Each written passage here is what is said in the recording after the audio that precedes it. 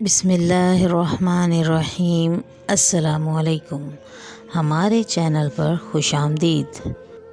زندگی کے کچھ تلخ حقائق ایسے ہوتے ہیں کہ جن کے واضح ہونے پر انسان زلزلوں کی زد میں آ جاتا ہے، مگر اسے پیچھا چھڑانا ممکن نہیں رہتا۔ داغدار ماضی دنیا کے آخری کونے تک آپ کا پیچھا کرتا ہے، اور ہر پل یہ تڑکا آپ کو کھائے رکھتا ہے کہ کہیں کوئی آپ کی اصل حقیقت جان ہی نہ لے۔ میں بھی ایسے ہی مسائل میں گھر کر جی رہی تھی کہ میرا باپ روز رات کو دوسری عورتوں کے ساتھ۔ میرا نام صفیہ ہے اور میری عمر 9 سال تھی۔ اتنی کم عمری میں میں نے اپنے گھر پر جو کچھ ہوتے دیکھا وہ ناقابل یقین تھا، اور اس سارے معاملے نے مجھ پر بہت گہرا اثر ڈالا تھا۔ میں سوچ بھی نہیں سکتی تھی کہ میرا پس منظر اس قدر بھیانک ہوگا۔ میں تو اماں کو پاک صاف اور وضو کی حالت میں ہر وقت اپنے رب کے حضور سجدہ ریز دیکھا کرتی تھی۔ میری ماں بہت نیک اور صالح عورت تھی، پھر بھی ہر وقت رو رو کر اپنے گناہوں کی معافی مانگا کرتی تھی، اور ابا کی بھی آنکھیں ہر وقت نم رہتی تھیں۔ ہم نہایت غریب لوگ تھے جو دن رات روزی روٹی کمانے کی فکر میں ہلکان رہتے ہیں، مگر پھر بھی کمائی نہ ہونے کے برابر ہوتی ہے۔ میرے ابا کی پرچون کی دکان تھی جہاں سے پوری بستی والا سودا سلف لیا کرتے تھے۔ ابا دن اور رات اسی دکان پر سر کھپاتے رہتے تھے، مگر گھر 3 وقت کی روٹی بھی ڈھنگ کی نہ نصیب ہوتی تھی، اور ہم اسی پر راضی رہتے تھے۔ مگر ایک بات بہت عجیب تھی، وہ یہ کہ میں نے جب سے ہوش سنبھالا تھا خود کو ہمیشہ تنہا کمرے میں ہی سوتا پایا تھا۔ یہ میرے لیے باعث حیرت بات تھی کہ اماں اور ابا مجھ سے پیار تو بہت کرتے تھے، مگر اپنے ساتھ نہیں سلاتے تھے۔ پھر تھوڑی بڑی ہوئی اور اسکول جانے والی عمر کو پہنچی تو پتہ چلا کہ اسکول بھی نہیں جا سکتی، کہ تعلیم حاصل کرنے کے لیے جو اخراجات درکار تھے وہ کہاں سے لاتے۔ مجھے بے حد صدمہ پہنچا کہ بستی کے تمام گھروں کے بچے اسکول جاتے ہیں مگر مجھے اسکول جانے کی اجازت نہیں ہے۔ مگر کیا کریں، رو دھو کر خود ہی چپ ہو رہی۔ مجھے دن اور رات سختی سے اپنے کمرے میں بند رہنے کا حکم تھا۔ یہ بھی کافی نامناسب بات تھی، پھر بھی وقت گزر ہی رہا تھا۔ جیسے تیسے کر کے میں 9 برس کی ہو گئی تو مجھے گھر میں کچھ غیر معمولی پن محسوس ہوا، مگر ابھی اتنی عمر نہ تھی کہ بات کی تہہ تک پہنچ پاتی۔ مگر ایک روز رات کو طوفانی بارش اور بادلوں کی گرج چمک کے باعث مجھے بہت خوف محسوس ہوا، تو میں نے سوچا کہ کیوں نہ اماں اور ابا کے کمرے میں چلی جاؤں۔ آخر کو میری بھی مجبوری تھی، پوری رات سہم سہم کر میں کیوں گزار دیتی جبکہ میرے پاس میرے ماں باپ دونوں موجود ہیں۔ سو میں ان کے کمرے میں جانے کے لیے اٹھ کھڑی ہوئی۔ نہیں جانتی تھی یہ قدم میرے لیے کس قدر بھیانک ثابت ہونے والا تھا۔ ہمارا گھر چھوٹا سا مگر خوبصورت اور صاف ستھرا تھا، جس میں 2 کمرے، کچن اور دور صحن کے کونے میں گیٹ کی ملحقہ دیوار کے ساتھ غسل خانہ اور ٹوائلٹ تھا، اور ساتھ میں نلکا اور پکی جگہ بھی تھی جہاں بیٹھ کپڑے اور برتن دھونا اماں کا معمول تھا۔ ہاں، میرا کمرہ اٹیچ باتھ روم والا تھا تاکہ مجھے دن یا رات کو تنگی نہ ہو۔ خیر، میں دبے قدموں سے چلتے اماں ابا کے کمرے کے دروازے پر پہنچی اور ڈرتے ڈرتے دروازے پر دستک دی۔ خوف بھی تھا کہ کہیں وہ لوگ مجھے ڈانٹ کر واپس نہ بھیج دیں، کہ جو مجھے سختی سے اپنے کمرے تک محدود رہنے کی تلقین روز بلا ناغہ کرتے تھے۔ انہی سوچوں کے ساتھ میں نے دروازے پر دستک دی اور دھیمی آواز سے اماں کو پکارا، مگر جواب ندارت تھا۔ میں نے دوبارہ دستک دی۔ اس بار میں نے تھوڑا زور سے دستک دی تھی، مگر پھر بھی کوئی جواب نہ پا کر میں پریشان ہو گئی۔ اب میں نے خود ہی زور لگا کر دروازہ کھولا تو اندر خوب اندھیرا تھا۔ میں اندازے سے اماں کے بیڈ تک پہنچی اور بستر کو ٹٹولنے لگی تو مجھے پر اتنا بڑا راز کھلا کہ اماں اپنے بستر پر موجود ہی نہ تھی۔ میں نے روشنی کر کے دیکھا تو وہاں کوئی بھی نہ تھا۔ پھر میں نے باہر آ کر باتھ روم وغیرہ میں دیکھا تو وہاں پر بھی اماں موجود نہ تھی۔ اب تو میرے حواس معطل ہونے لگے تھے۔ ابا تو چلو رات بھر دکان پر ہوتے تھے، مگر اماں کہاں چلے گئیں؟ میں روتے ہوئے باہر دوبارہ اپنے کمرے کی جانب چل دی اور اندر جا کر دروازے اچھی طرح سے لاک کر کے بستر پر دراز ہو کر رونے لگی، اور یوں ہی روتے روتے جانے کب نیند نے مجھے اپنی آغوش میں بھر لیا۔ مجھے پتہ ہی نہ چل سکا۔ صبح کو معمول کے مطابق اماں اور ابا کی آواز سن کر میری آنکھ کھلی تو میں جھٹ سے اٹھی اور آنکھیں ملتے ہوئے کمرے سے باہر نکلی تو واقعی وہ دونوں سامنے ہی موجود تھے۔ میں حیران ہوتے ہوئے دوبارہ کمرے میں گئی اور منہ ہاتھ دھونے لگی، ساتھ ساتھ سوچ بھی رہی تھی کہ شاید رات کو اماں ابا کے پاس گئی ہوں گی اور کہاں جانا تھا انہوں نے۔ یہ سوچتے ہوئے میں نے خود کو مطمئن کرنا چاہا اور کچن میں چلی گئی۔ ہم سب نے ساتھ بیٹھ کر کھانا کھایا۔ اس دوران باتوں باتوں میں نے دونوں کو جانچنا چاہا کہ وہ دونوں ساتھ تھے یا نہیں، مگر میرے چھوٹے موٹے سوالوں کے جواب دونوں ایک ہی طرح کے دے رہے تھے۔ میں نے پھر بات نہ کی کہ رات میں اماں کو نہ پا کر پریشان ہو گئی تھی۔ کچھ وقت اور سرکا تو ایک رات مجھے پیٹ درد کے باعث دوبارہ اماں کی طرف جانا پڑا اور ان میں درد کے مارے دوہری ہوتی اماں کو آواز لگانے لگی، مگر پھر وہی خالی کمرہ میرا منہ چڑھا رہا تھا۔ اس وقت تو میں دروازہ کھلا چھوڑ کر دوبارہ اپنے کمرے میں جا سوئی۔ پہلی بار تو میں نے دروازہ واپس اسی طرح بند کر دیا تھا، سو انہیں میرے جاگنے کا علم ہی نہ ہو پایا تھا، مگر اب میری حالت خیر ہو رہی تھی تو میں سب کچھ ویسے ہی چھوڑ کر آ گئی تھی۔ صبح کو پوری رات جاگے رہنے کے باعث میں وقت پر نہ جاگ پائی تھی، سو اماں اور ابا کو پریشانی لاحق ہوئی، مگر وہ مجھے جگانے نہ آئے۔ 9:30 کے قریب میں نے منہ ہاتھ دھویا اور ناشتہ کرنے کی گھر سے کمرے سے باہر نکلی تو وہ جیسے میرے ہی انتظار میں تھے۔ مجھ سے پوچھنے لگے کہ میں اتنی دیر تک کیوں سوئی ہوں اور میری طبیعت تو خراب نہیں ہے، تو میں نے الٹا ان سے سوال کیا کہ وہ دونوں ہی رات کو گھر پر کیوں نہیں تھے۔ اس پر وہ بری طرح گڑبڑا گئے، وہ اس اچانک سوال کے لیے تیار نہ تھے، سو ادھر ادھر کی ہانکنے لگے۔ تب مجھے بھی احساس ہوا کہ دال میں کچھ تو کالا ہے جو میں دیکھ نہیں پا رہی، سو میں نے ایک لائے عمل طے کرنے لگی کہ اب میں ہر صورت سچ جاننا چاہ رہی تھی۔ مجھے یوں گہری سوچ میں گم دیکھ کر ابا قدرے سخت لہجے میں مجھ سے کہنے لگے کہ تم رات کو کمرے سے باہر آئی تھی صفو۔ میں نے ابا کی جانب دیکھتے ہوئے اس بات میں سر ہلا دیا۔ یہ سن کر دونوں مجھ پر غصہ ہونے لگے کہ ان کے منع کرنے کے باوجود میں نے یہ حرکت کیوں کی۔ یہ سن کر میری آنکھوں میں تیزی سے نمی جمع ہونے لگی۔ میں نے کہا کہ رات کو میرے پیٹ میں شدید درد ہو رہا تھا اور میں اماں کے پاس جانا چاہتی تھی تاکہ وہ کچھ دوا علاج کرا دے، کیونکہ میں درد سے تڑپ رہی تھی۔ تو کیا ابھی بھی مجھے اجازت نہیں کہ میں رات کو کمرے سے باہر آ سکوں اور آپ لوگوں سے اپنی تکلیف بیان کر سکوں؟ یہ کہتے ہی میں سوں کر کے رونے لگی۔ میرے یوں رونے پر دونوں ہی تڑپ اٹھے اور میری تیمارداری میں لگ گئے۔ دوپہر تک میں مختلف ٹوٹکوں کے گھریلو علاج کی مدد سے کافی بہتر محسوس کر رہی تھی۔ اماں اور ابا بھی دونوں میرے سرہانے بیٹھے تھے۔ میں نے خاموشی سے آنکھیں بند کر لیں اور سونے کی کوشش کرنے لگی۔ ابا پہلے ہی میری دائیں جانب دراز ہو چکے تھے۔ تھوڑی دیر میں اماں کو بھی میں نے دوسری جانب آہستگی سے دراز ہوتا محسوس کیا تھا۔ رات کو کھانا کھا کر میں جلدی سے سونے کے لیے اپنے کمرے میں بند ہو گئی اور پوری محفیت سے باہر ہونے والی کھٹ پٹ کو سننے لگی۔ تھوڑی ہی دیر میں اپنے کمرے کا دروازہ بند کر کے اماں اور ابا دونوں ایک ساتھ گھر سے نکل گئے اور دروازے کو باہر سے تالا لگا دیا۔ کچھ دیر مزید انتظار کرنے کے بعد میں بھی کمرے سے نکل آئی اور داخلی دروازے کا جائزہ لینے لگی۔ بڑے دروازے کو تالا لگا ہوا تھا اور چھوٹا دروازہ اندر سے بند تھا۔ میں نے بڑی سی چادر میں خود کو چھپایا اور دھیرے سے دروازہ کھول کر گھر سے باہر نکل آئی۔ یہاں پر ہر سو چہل پہل تھی، دو گلی چھوڑ کر تو باقاعدہ میلے کا سا سما تھا۔ تیز روشنیاں اور گھروں کے دروازے کھلے ہوئے اور باہر مردوں کی بھیڑ لگی ہوئی تھی۔ میں نے اس دور سے یہ سب دیکھا اور حیرانی سے سر جھٹک کر دوسری جانب چلی گئی، جہاں مزید ایک گلی چھوڑ کر ایک تنگ سے کوچے میں ابا کی دکان تھی۔ میں اتنے گھپ اندھیرے میں ڈرتے ڈرتے آگے بڑھ رہی تھی اور پھر سامنے ہی میں نے ایک عجیب سا منظر دیکھا۔ میں دکان سے کچھ دور ایک کھمبے کی اوٹ میں کھڑی ہو گئی اور دیکھنے لگی کہ ابا کی دکان کھلی ہوئی تھی اور اندر تک سب صاف دکھ رہا تھا۔ دکان پر کوئی نہ تھا، مگر پھر دو عورتیں ابا کے ہمراہ دکان میں داخل ہوئیں۔ انہوں نے خود کو بڑی بڑی چادروں میں چھپایا ہوا تھا۔ ابا ان کی اندر جاتے ہی دکان کی لائٹ بند کر کے شٹر بھی کافی نیچے گرا کر اندر کا منظر چھپا گیا۔ میں منہ کھولے یہ سب ہوتا دیکھ رہی تھی۔ مجھے اپنی بصارت پر یقین نہیں آیا تھا، یا پھر یوں کہوں تو بہتر ہوگا کہ مجھے اپنے باپ کے کردار پر بہت بھروسہ تھا، اور جب ابا کے کردار کا بت میرے سامنے پاش ہوا تو میرے لیے برداشت کرنا مشکل ہو گیا۔ اگر یہ بات مجھ سے کوئی اور کہتا تو شاید میں اس کا منہ نوچ لیتی، لیکن یہ سب تو میں اپنی آنکھوں سے دیکھ رہی تھی۔ میرا ابا تو اماں سے بے پناہ محبت کرتا تھا، پھر یہ کیسا ممکن تھا کہ ابا میری اماں کو دھوکہ دے رہا تھا؟ دکان کے نام پر وہ تو راتوں کو عیاشی کر رہا تھا اور میری ماں کو اس بات کی خبر بھی نہیں تھی۔ مگر دوسری جانب مجھے اماں کا خیال آیا تو میں سوچنے لگی کہ اگر ابا یہاں پر دوسری عورتوں کے ساتھ اکیلا تھا تو پھر اماں کہاں تھی؟ وہ بھی تو رات کے اندھیرے میں گھر سے باہر تھی۔ میری عمر اس وقت 10 برس ہونے والی تھی۔ اس عمر میں مزید کہاں جاتی اور اماں کی کہانی جاننے کی کوشش کرتی۔ یہی سوچ کر میں نے گھر واپسی کی راہ لی اور اماں کے بارے میں سچ جاننے کی فی الحال کوشش نہ کی۔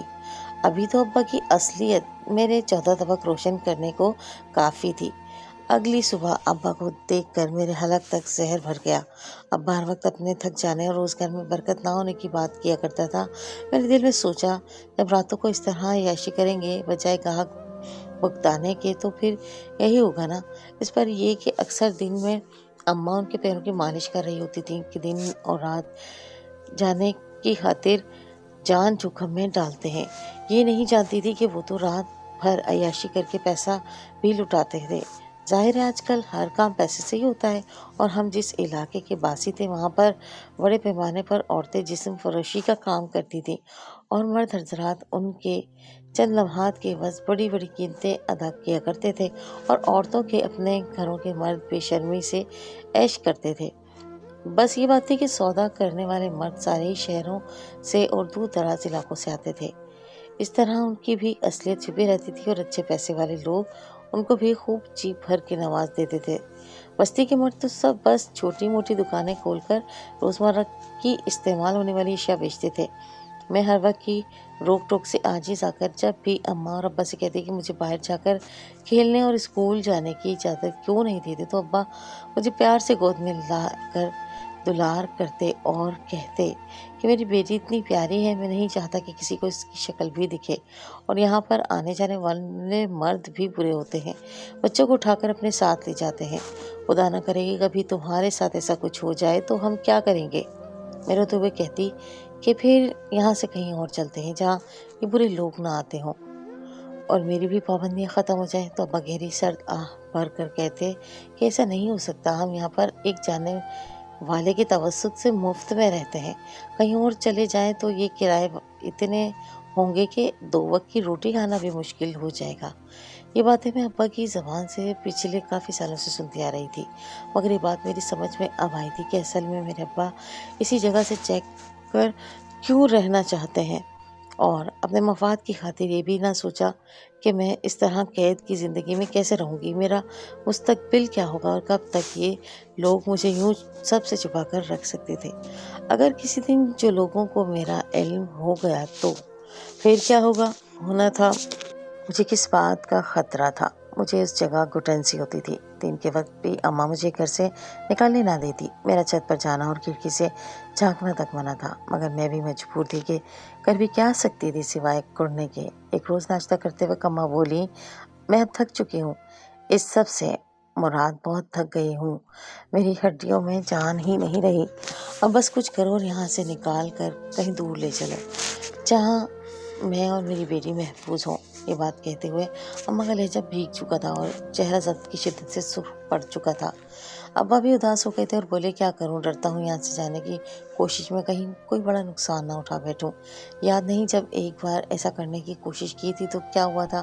میں خاموشی سے انجان بنی سب سن رہی تھی کہ اماں بولی، اب تو شاید کسی کو زیادہ فرق نہ بھی پڑے گا ہمارے جانے سے، کہ اب ہم پرانا سامان بن کر رہ گئے ہیں جو وقت کے ساتھ اپنی قدر و قیمت کھو دیتا ہے۔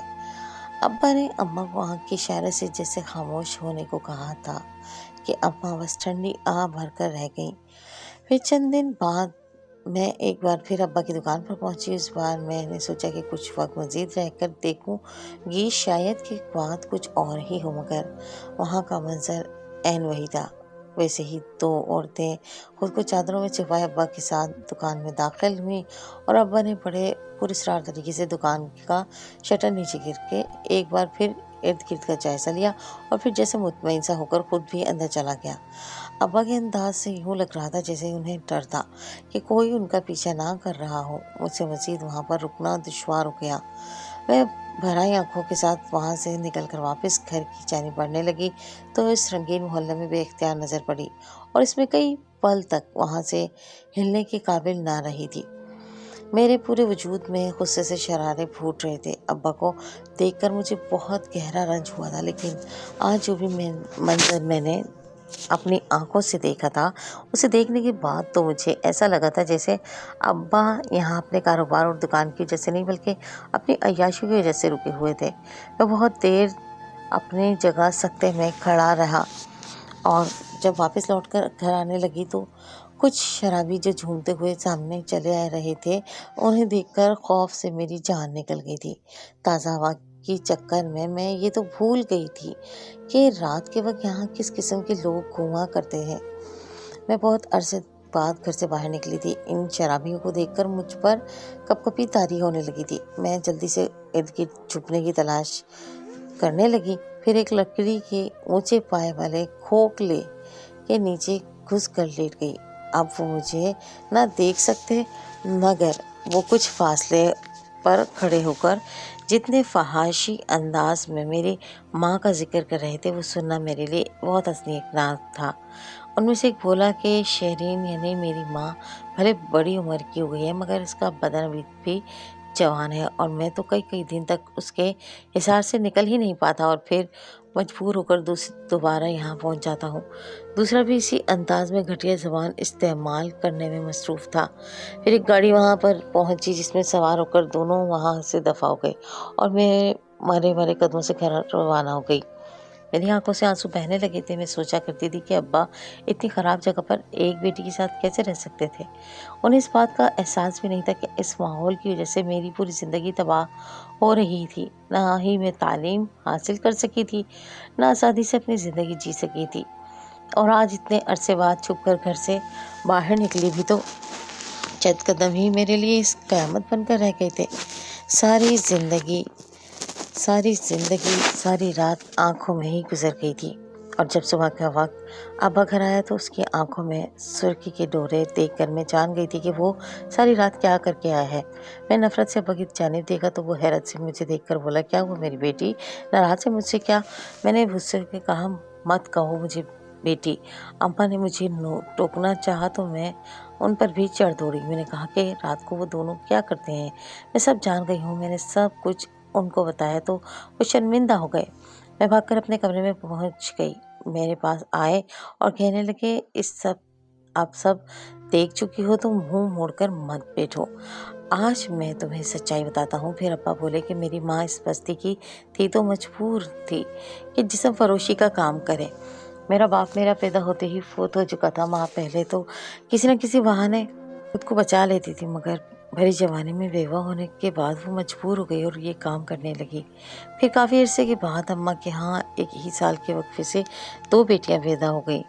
اس پر اماں کے ساتھ میں بھی ڈرا اور یہ عہد کیا کہ اپنی بہنوں کو کبھی اس گناہوں کے دلدل میں پھنسنے نہیں دوں گا۔ جیسے جیسے میری بہنیں جوان ہونے لگی میں نے انہیں دنیا کی نظروں سے چھپانا شروع کر دیا۔ پھر بستی کا ایک لڑکا شہر سے ایک لڑکی کو محبت کا جھانسا دے کر یہاں لے آیا، اور یہ سارا کاروبار جو سنبھالتی ہے اس بھائی کو بیچ کر پیسہ کھڑا کر کے چل پڑا۔ وہ لڑکی ہر وقت روتی رہتی تھی مگر اس کو جس مقصد کے لیے خریدا گیا تھا اس کی چاہت کے خلاف بھی اس کو روز رات کو اپنا آپ بیچنا پڑتا۔ پھر وہ امید سے ہوئی تو چاہتی تھی کہ وہ بچہ پیدا کرے مگر بھائی نے زبردستی سب ختم کروا دیا۔ تب میں نے خاموشی سے اس سے نکاح کر لیا۔ میری سوچ یہ تھی کہ اپنی بہنوں کو اور بیوی کو لے کر رات کے اندھیرے میں یہاں سے بھاگ جاؤں گا، مگر ہماری تیاری مکمل ہونے سے پہلے بھائی کو ہمارے نکاح کا علم ہو گیا تو اس نے یہ نکاح ختم کروانا چاہا مگر میں نے صاف انکار کیا تو بھائی نے زبردستی مجھ سے ایگریمنٹ کروایا کہ میں اس کو اپنے کام سے نہیں روکوں گا، اور اگر میں نے ایسا کیا تو وہ میری بیوی یعنی تمہاری ماں کو کسی عرب ملک کے کوٹھے کی زینت بنا دے گی۔ ہم نے یہ سوچ کر خاموشی اختیار کر لی کہ ابھی جان بچانے کے لیے بھائی کی بات مان لیں، بعد میں موقع پا کر یہاں سے فرار ہو جائیں گے۔ مگر تبھی ایک لڑکی کو اسی چکر میں بہت دور سے پولیس والے ڈھونڈ کر بھائی کے حوالے کر گیا تو ہم جو اسی رات تیار تھے پھر سے ڈرنے لگے۔ بھائی نے مجھے 3 ماہ تک اپنی بیوی کو گھر پر رکھنے کی اجازت دی تھی۔ جب ہمیں تمہاری آمد کی خوشخبری ملی میں نے اپنی بہنوں کی آبرو تو بچا لی لیکن چاہ کر بھی اپنی بیوی کی عزت نہ بچا سکا کیونکہ تارا بائی نے جو دھمکی دی تھی کہ شہرین کو بیچ دے گی اور اس کے آگے کسی کا سکہ نہیں چلتا۔ خود کو کسی شیخ کے ہتھے چڑھنے سے بچانے کے لیے تمہاری ماں ہر رات خود کو بیچنے کے لیے راضی ہو جاتی ہے اور میں ساری رات دکان پر اپنی بہنوں کو بچاتا ہوں۔ یہ کہہ کر ابا تو چپ ہو گیا لیکن مجھے لگا کہ میرے لیے سانس لینا بھی مشکل ہو جائے گا۔ نہ میرا باپ گنہگار تھا اور نہ ہی میری ماں، وہ ایک شریف عورت تھی مگر مجبوری میں ایک طوائف کی زندگی جی رہی تھی۔ میری آنکھوں سے آنسو بہنے لگے تو ابا نے مجھے سینے سے لگا لیا اور کہنے لگے، میں زندہ ہوں، تمہیں میرے ہوتے ہوئے کبھی کوئی گندی نظر سے نہیں دیکھ سکتا۔ میری اماں دور کھڑی آنسو بہا رہی تھی، شاید اسے اپنے آپ پر شرمندگی تھی۔ میں نے خود جا کر اپنی ماں کو گلے لگا لیا، کیونکہ مجھے بتایا تھا کہ وہ بہت ہی مجبوری میں یہ کام کرتی ہے۔ یہی وجہ تھی کہ ہمارے گھر کوئی بھی آتا جاتا نہ تھا، نہ ہی اماں کسی کے یہاں جاتی تھی۔ یعنی میرے ماں باپ میری حفاظت کی خاطر پاس پڑوس والوں سے میل جول نہ رکھتے تھے، اور ابا اپنی بہنوں کی آبرو کی حفاظت کی خاطر رات بھر دکان میں خوار ہوتا تھا اور بیچ بیچ میں بھاگ کر گھر آ کے باہر کے چکر بھی لگا لیا کرتا تھا تاکہ تسلی کر سکے کہ میں محفوظ ہوں۔ مگر پھر میری پھوپھوؤں کے بارے میں کسی کو پتہ چل گیا تو وہ لوگ ابا پر کڑی نظر رکھنے لگے تھے اور دادی اپنی بیٹیوں کی حفاظت خود کرنے لگی۔ پھر بڑی مشکل سے انہیں کہیں اور لے کر جانے میں ابا کامیاب ہو گئے تھے۔ جس دن بائی خود سارے گھروں کی تلاشی لینے کے لیے اپنے ساتھ ہٹے کٹے مردوں کو لے کر آئی، اس سے ایک رات پہلے ہی میں اور میری دونوں پھوپھویں یہاں سے دور جا کر چھپ گئیں۔ بائی نے ساری تلاشی لے کر تسلی کی اور کہا کہ غلط خبر ملنے پر تم لوگوں کو تنگ کیا، دوبارہ ایسا نہیں ہوگا۔ پھر خدا کی کرنی کہ اماں بیمار ہوئی تو ڈاکٹر صاحب نے کہا کہ اس کو ایڈز ہو گیا ہے۔ یہ سن کر بھائی کو گہرا رنج ہوا، کیونکہ وہ اماں کو یوں کھونا نہیں چاہتی تھی، مگر اب کوئی اس کا طلبگار بھی نہ ہوتا۔ سو بھائی نے ابا کو آزاد کر دیا اور کہا کہ اپنی بوڑھی ماں کو اور بیمار بیوی کو لے کر کہیں بھی جا سکتا ہے۔ اس طرح ہم ایک نئی جگہ آباد ہو گئے۔ شاید یہ ابا کی اماں کے ساتھ کی گئی نیکی تھی کہ اللہ کا اتنا کرم ہوا کہ ابا کی بہنیں اور بیٹی کی عزت محفوظ رہی۔ اماں کو ایڈز نہ تھا، بلکہ ڈاکٹر کو غلط فہمی ہوئی تھی، بلکہ اللہ نے ہی اس کو یہ کہنے کا حکم دیا ہو۔ یوں 2 لوگوں کی قربانی سے بقیہ نسلیں سنور گئیں۔ اس انجان شہر میں 1 سال کے بعد ابا کی دونوں بہنوں کی شادی ہو گئی اور میں اسکول میں داخل ہو گئی تھی۔ ابا کی دکان بھی اچھی چل پڑی تھی، سو آسانی آن پڑی تھی۔